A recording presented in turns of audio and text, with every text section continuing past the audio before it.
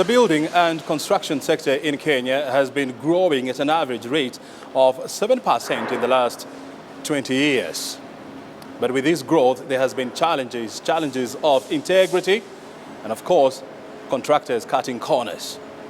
How do we deal with this crisis? This week on Inside Government, we are talking to architect Sylvester Muli. He's the chairperson of the Board of Registration of Architects and Quantity Surveyors of Kenya. It's going to help us understand what is the role of quantity surveyors and architects in bringing sanity back into the construction industry here in Kenya. Thank you very much indeed for joining us here, Architect Sylvester. So, the National Construction Authority has issued some very interesting data that about almost 40% of all buildings in this country are unfit for human occupation. Do you agree with those numbers? The numbers seem to be a little bit high, but basically a lot of buildings have been found to be unfit for occupation. And this is after an investigation was carried out by NCA and the National Building Inspectorate, and especially on the eastern parts of Nairobi, where there is a lot of development in the so-called low-cost housing. So, Architect Sylvester Muli, according to the National Construction Authority 2020 report, out of the 14,791 or 95 buildings that they assessed, only 10,791 were found to be fit. The others, the verdict was rebuild or demolish. Is it possible to do this? It is not possible, and more so if a building is said is unfit for occupation, or if it has got some defects, some of those defects can be rectified. And all it requires is perhaps for people to be able to move out, and then the developer will ask to rectify, and then if it's satisfied again, people can be able to move in. But however, some of those buildings will definitely need to be demolished. It requires quite a lot of resources to be able to demolish houses, as we saw in the few which were demolished. So it's an element that have to be given a lot of consideration because of the costs involved. But yes, indeed, some of those buildings will need to be demolished because they are totally unfit for occupation. And you're talking about the cost element in demolishing these buildings, and they're in their thousands. Do we have the capacity and even the financial muscle to bring down this kind of buildings? The capacity is there. What matters is how the spread is going to be. It will take a long time because they can be doing bits and bits and bits. But if they have to be demolished, they'll be demolished. It only takes a longer time because you don't have the capacity to be able to do them within a short time. But yes, it can be done. Do we have a precedent in this kind of a case? Yes, you remember this building on Bangadi Road, the one opposite Timor, was brought down, and if you go there, you never see any traces of a building. We have the other building which was somewhere in Kileleshwa, where there used to be the Shell petrol station. Again, it was demolished. We have got this other one which was in Westlands. It was also demolished. It's possible to be done. Mm-hmm.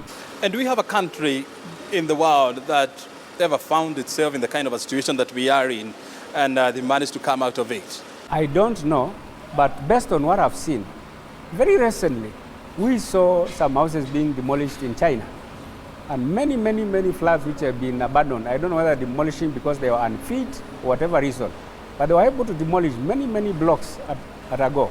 When you talk to industry experts, they will tell you that along the building value chain is where you have the challenges, be it with various professionals like architects, engineers, quantity surveyors, and so much. Based on the many years that you have been in this industry, where do you find the fault line? As I said earlier, the process of approvals is quite stringent. You submit your documentation to the county governments for approval. This approval will require that you have an architect, an engineer, and perhaps a quantity surveyor, and all the professionals which are involved for you to get the approval. The next stage is for you to get the approval from registration by the National Construction Authority. They will require the same information. They must have an engineer, an architect, a quantity surveyor, and a contractor who is registered with them. So all those people are qualified and they must prove their qualification for you to get that approval. But now, when we go into construction, now that is where the problem begins, because there is no mechanism which has been there to ensure or to check that the people who submitted the documentation for the approval are actually the people on the ground supervising the works. Because the works has to be done as per the drawings given by the architect or the engineer. They must be done as per the specification in those documents for them to be okay. But now, if the contractor or the developer chooses to make any shortcuts by substituting, say, materials, substituting the specifications, then that becomes a problem. So the mechanism that we perhaps need to be put in place is that we need to have a check, continual check, periodically, so that we can be able to know the people who submit the documents are the people who are supervising the works to be done as per their specifications. And who is supposed to do that supervision and enforcement? The enforcement is supposed to be two-way. First is the county government. They are supposed to ensure compliance with what they approved. The second one is the NCA. They are also supposed to ensure compliance. And that's why you find, in most cases, you find there is an X by the county government and an X by NCA. So all these are checking compliance with whatever they have approved. So apart from drawing, which is the role of the architects, are they expected to play any other role once the building is constructed and complete? An architect has a role from the beginning to the end, because apart from the drawing, you also need to advise the client on sustainability of the materials you are going to use. You must make sure the materials which are going to be used are also conform either to the environment, they are environmental friendly, and the building does not require, say, so much lighting, so much natural lighting, artificial ventilation, and so forth. And you're also supposed to advise, as an architect, the client on the maintenance aspect of the building. Because even if you do a very good building and it's not maintained over the years, it deteriorates to a level where you can't even tell what was designed in the first place. Mm-hmm. Yeah, so the architect has a big role even when the building is finished. When you look at the Board of Registration of Architects and Quantity Surveyors, this is an institution that has been there since 1930s. What has been its role in shaping the building and construction industry here in Kenya? The construction industry is a big indicator of the growth in any economy. And the recent economic survey in Kenya showed that the construction industry is really picked up. And there's a tremendous growth over the years despite the challenges of COVID and so forth. For any construction, there must be the involvement of the architect and the quantity surveyor, and of course the engineer. Now, the board is mandated to register those architects and quantity surveyors and regulate their practice in the industry. The boards make sure that for you to be registered as an architect, you must have the requisite qualifications from the teaching institutions for you to be qualified as registration of an architect. So the boards make sure any architect who is allowed to practice is skilled and has got the knowledge and capacity to be able to supervise, design any work, and so forth also for the quantity surveyor. Once they are out there practicing, the board also ensures that they are exposed. We have continuous professional development courses where the architects and quantity surveyors are exposed to new skills in the market, new materials on the market, new techniques in the market, and new technologies in the market and innovations, so that they are up to breast in what is going on. So the board makes sure that all the architects are fully equipped to be able to supervise and design all the works to the required standard. And that is good for the economy. So how do you deal with quacks in the industry? For you to be called an architect, you must be qualified and registered by the Board of Architects and Quantity Surveyors. But what we call quacks are people out there who are not registered, and they are purporting to do the work of architects and quantity surveyors or even engineers out there. And these are the people who are giving the profession a bad name. What is happening, as I said, With the stringent registration mechanism put place by NCA and the counties, then there is no space for quacks because they cannot be able to submit any of their work for approval. How do I tell that this person is a qualified and a registered architect and this one is not? The board has a website which lists all the registered architects and the registered architects who are up to date in terms of their practicing license. That information is available on the website. Anytime anybody submits a drawing for registration by NCA, they will check on that website to know that architect is registered and is a member of the board. How many architects and quantity surveyors have you managed to register so far? So far, we've got about 2,000 architects and about 1,000 quantity surveyors registered, roughly, yes. Mm-hmm. Is that the number that we have, bearing in mind that every year, more than 1,000 architects and quantity surveyors graduate in this country? Until recently, the number of architects and quantity surveyors graduating from the universities was pretty low. I remember in our time, the people who graduated were only about 30, and the QS is about the same figure. But we've seen over the years the numbers are increasing. So there is a bit increase in the numbers of the last couple of years. But the previous years, the increment was very small. Because now we are talking about 300 people sitting for the exams for registration, which is a good number. So how do you ensure that you bring on board unregistered architects and quantity surveyors into your portal? Once you renew your subscription every year, which you are supposed to do as a professional, then the portal is updated immediately. So that even if you go 5 minutes later to check, you'll find if somebody's his status has changed, it's indicated. Anybody who is not registered up to date will not show. Also, if you do not attend continuous professional development courses, again, you do not get points to enable you renew your subscription. So the people who are up to date are people who are also up to date with the current information as far as the architect and quantity surveyor's practice is concerned. The question I'm asking is, you have thousands of graduate architects and quantity surveyors who are yet to be registered with BORAQs. So how do you encourage them to become your members and to be mainstreamed? Okay. For the registration purposes, after you finish college, you are supposed to do an internship for 2 years. And every year, we conduct professional exams. And it's advertised in the papers for those who have done internship and they can be able to prove they have worked under an architect. Then they apply to sit for the exams. There is a vetting process where it is established that you've met the minimum requirements and then you can be able to sit the exam. This year, we were about 350 candidates who have set the exam. When you talk to the United Nations Environmental Program, they'll tell you that the building and construction industry accounts for about 35% of energy use in the world and 38% of green gas emission.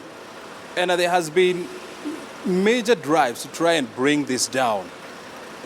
As a profession in Kenya, what are you doing to ensure that you bring down these two elements? It is called green architecture, where we are encompassing elements to do with to control the carbon emission. That is use of natural lighting, natural ventilation in our buildings so that we don't have a lot of emissions.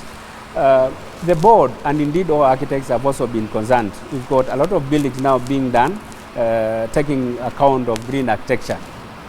2 weeks ago, we had a convention organized by Architectural Association of Kenya, and it was specifically to discuss about green architecture and climate change, whereby architects and engineers and quantity surveyors are encouraged to encompass green architecture, and that is happening.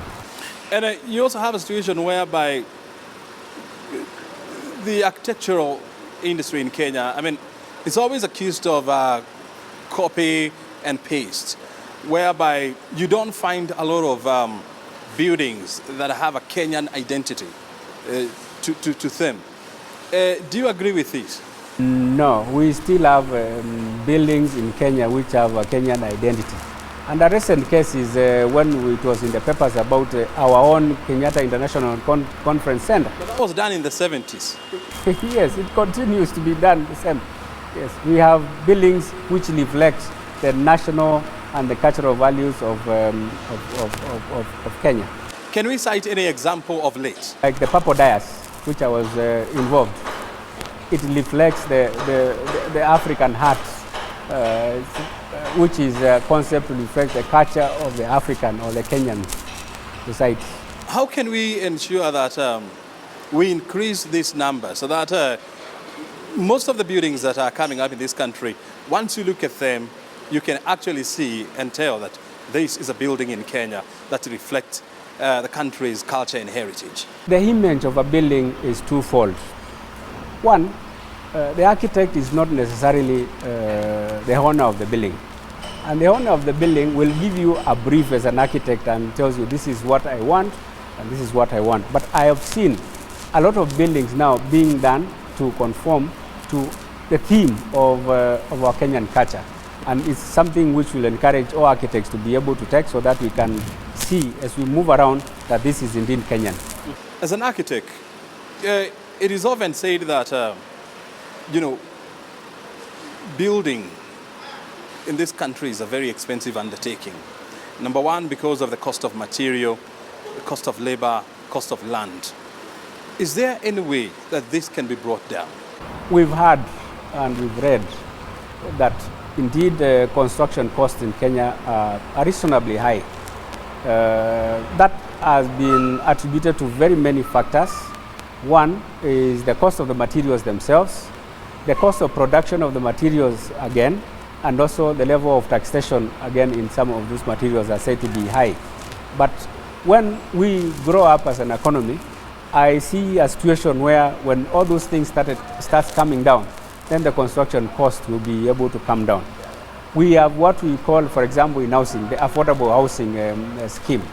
One of the components in that affordable housing scheme to be able to make it that affordable is to be able to exempt the contractors from paying VAT. If, for example, all the cost people can be exempted from paying VAT, then the cost will come down. But we need the VAT to do many other things as a country. So we're not likely to get there anytime soon? I don't see it happening. When you look at this industry, in terms of gender representation, you have a situation whereby only about 10 to 12% of architects and quantity surveyors in Kenya are women. How do we encourage more women to join this profession? 40 years ago, when I was doing architecture, we only had 2 ladies in our class out of 30. I'm very happy. The classes we are getting out of college these days are almost having 50% women and 50% ladies, which is quite encouraging. This has been done by the architects through our board, going to institutions and talking and giving talk to the ladies so that they can be able to pursue that profession. AK, Architectural Association of Kenya, has also been doing the same, going around in schools and telling them about architecture, quantity surveying, so that more ladies can be able to get into the profession. And we've seen that happen. Even in construction, we have now very many lady contractors. So it is not what used to be that is seen as a man profession. Now is for everybody. When you look at the architectural industry in Kenya, and having been there, you're talking about more than 40 years in practice. Do you think it is evolving with modern times? It's a dynamic industry. There are very many new things happening, very many technologies coming up. Before, it was very difficult to be able to get some things, some buildings done within a short time. But now we've got industrial-based building systems where you can be able to do buildings within a very short time, something which never used to happen. So there are very many new things, and that's why I said when we take our architects and quantity surveyors for these continuous professional development courses, that is where we learn the new things, new tricks, and new ways of doing things, and we are learning. Architectural industry, requires a significant amount of training and schoolwork. But how then do we bring down the cost of hiring professionals like architects and quantity surveyors? Well, the training of architects takes longer than most of the other courses. It takes, now it's 7 years. And this requires a lot of resources to be able to train, say, an architect. And obviously, when they leave college, then to employ an architect, we'll have to pay him slightly higher than you would pay for perhaps the other graduates. So what you pay for the service of an architect is commensurate with the amount of years and input they've had in college. So, in your own opinion, you don't see anything that can be done to try and bring the cost of hiring these professionals down? It is, the cost of hiring professionals is guided by law. It's under Cap 525. Unless that is ever repealed to bring it down, it will not happen. Mm-hmm. But what is seen as being expensive is relative, because you also need to understand what is it you are getting from what you are paying. There is the conception that what you get from an architect or an engineer is just a copy of the drawings is going to give you. But there are a lot of other services that the architect will be able to give you, including advice, guiding you on many other things that you may not be able to put on paper. That makes now the fees expensive. Not expensive, being what it is. But as a client, you need to understand the services you are going to get for what you are going to pay. Yes, and I think they are commensurate. As we wind up our engagement this afternoon, where do you see this industry in the next 10 years? In the next 10 years, the industry will have grown by heaps and bounds. There's a lot of development. Cities are growing. Highways are coming up all over. County government have taken over and they are doing tremendous development within the counties. So in the next 10 years, even small towns will become cities, and the involvement of architects and quantity surveyors will be quite required. So 10 years, there will be a lot of change. Just like you came to Nairobi 5 years ago, and then you have come there again today. It's totally different. In fact, some people will actually get lost. Very good. Anything else? The construction industry, as we started saying, is an industry that requires a lot of control. And that requires people who have got the required knowledge to be able to do what is required to be done. The issue of enforcement, so that people know whatever needs to be done is done correctly, is very important. And from the way we are going, I can see that coming up very soon, so that we go back to where we started a long time, where if you are a developer and you do a building, you cannot move from that stage until you get an approval by the county. If that comes back, so that we say, if this building like this one, you cannot do another floor slab until NCA comes and tells you this is okay. The county government tells you it's okay. Then we'll be back to sanity and we can get a good industry. Architect, Santi Sana for joining us. Welcome. Very good. You have been watching Inside Government, and we have been talking to architect Sylvester Kilu. He's the chairperson of the Board of Registration of Architects and Quantity Surveyors, and our conversation has been around how to bring sanity back into the construction industry and what is the role of quantity surveyors as well as architects.